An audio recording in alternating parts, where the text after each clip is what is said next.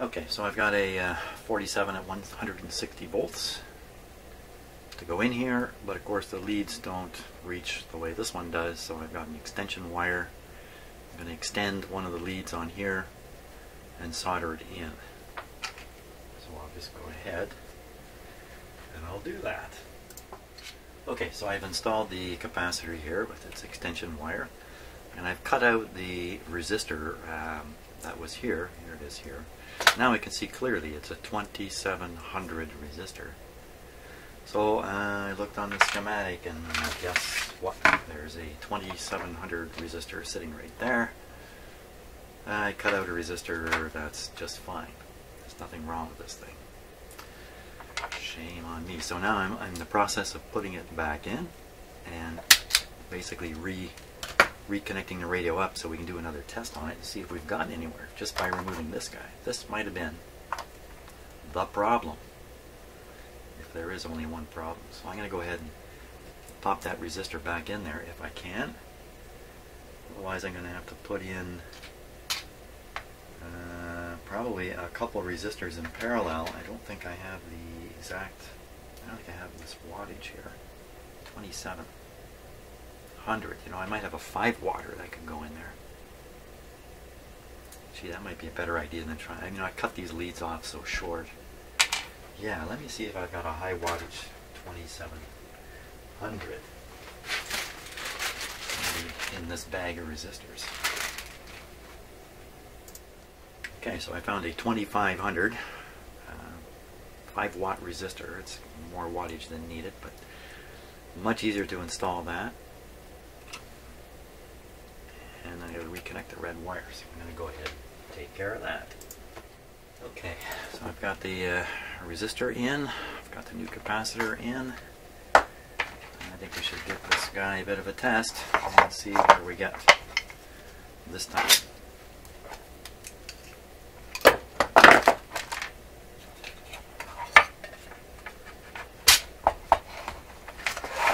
What are the chances it's going to work? Not too good till I put a rectifier in there. There we are. This is the original tube. I said that tube is a lot cleaner than the rest. Actually, this one and this one.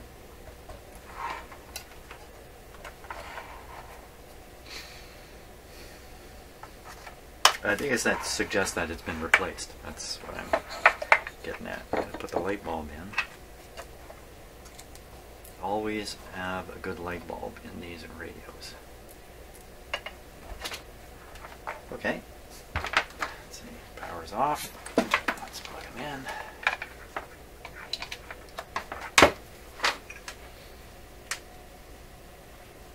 Let's turn this off. Pull these leads out so nothing bad happens.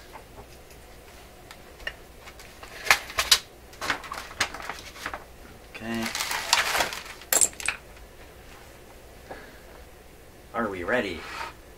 Yeah, I think so. I think so. Now, what happened last time? Last time this light got really, really bright. And that's what caused me to stop. So make sure the volume's turned down. Maybe just up a little bit.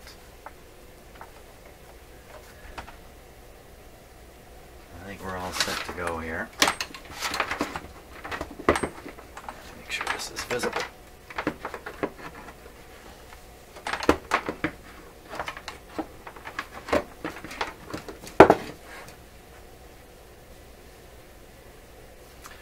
Okay. Now, we're going to do this on restricted power, of course, so let's, I don't know how I can look both high and low at the same time here. This is what happens to me in the shop. You know, I can only look in one spot and something can be happening somewhere else. I'm going to miss it. So, can we see the light up above and the light down below? Kind of. Let's have to go back even a little bit further. Okay. So you gotta watch this light and you gotta watch these lights at the same time, and then you can watch me run too. I gotta reach across here to hit the switch. Okay, here we go.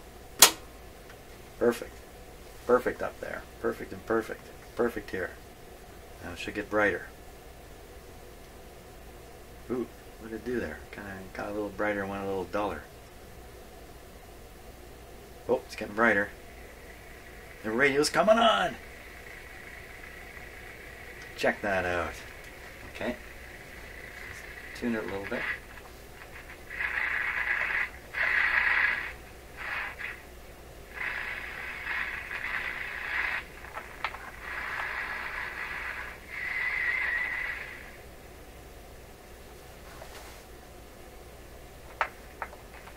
Well, not terribly impressive so far, but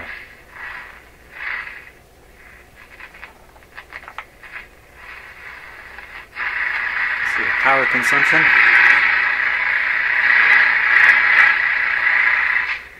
Just happened to tune to a noisy spot. Power consumption is 25 watts. Sounds normal. The light is of a normal brightness, which is nice. I guess it's just sitting right up here, something like that. It's very dirty. I guess that's where it sits. When it's in the cabinet, I guess. No, a whole bunch of clips fell off this. That's right. It looks like it's clipped right here. It's still doing the same thing. I think it's just sitting up here. Hey, come on. Can't we pick up anything here?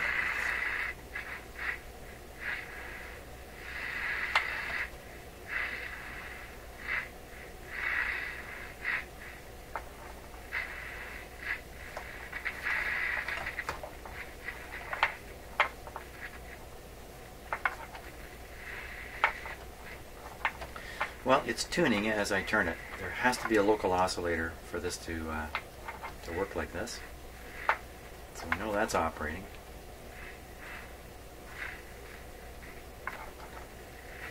Let's see, we got a moment? Yeah, we got a moment. Let's give it something to think about. Feed in a radio signal here. Oops.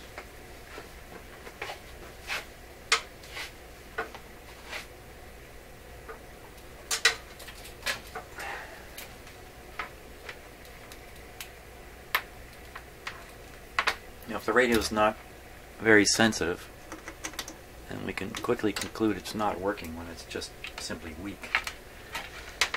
So I'm going to utilize this antenna here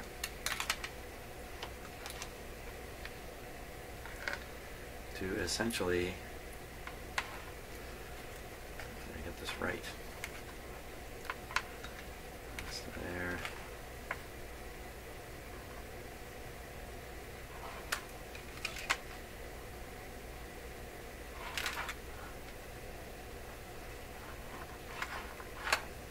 Too many wires on here, I'm confused. 1, 2, 3. I think that's probably enough. Let's give it a try. Okay, so we're currently tuned around 900. Let me move the camera here so I'm stepping in front of it if I keep going like that. Okay, so we're around 900. We're at, oops, we're at 590 here. So let's go up to around 900.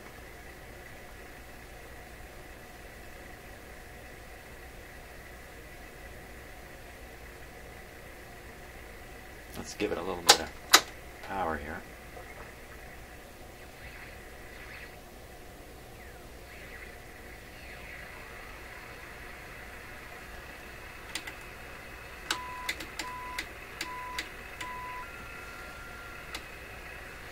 So there we are. The radio's now operating. We're at the point now where it's tune-up time on it, and we'll see, maybe we can bring up its sensitivity. I think its sensitivity is very, very low. It's a fairly substantial signal going into this coil. I gotta get right up close here.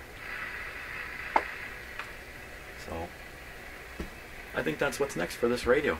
Basically a tune-up, and then after that we can judge whether it's working well or not. It requires more attention.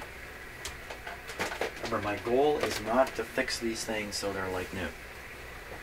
My goal is actually kind of on the other end of the coin, which is to do the least possible to make them operate again reasonably well. I'm not into complete restorations. That's kind of a hobby way of doing this. And, you know, if I was doing my own radio stuff, I might do all that kind of thing. But in this case, my goal is simply get these guys working again without investing too much money and effort into them. Well, lots of effort goes into them sometimes, but not too much money. So that's pretty good. That amounts to changing one tube and one capacitor. And we've got a radio that's insensitive but working. Great. Hey, 2 thumbs up on that. Good time to stop now. Quit while you're ahead.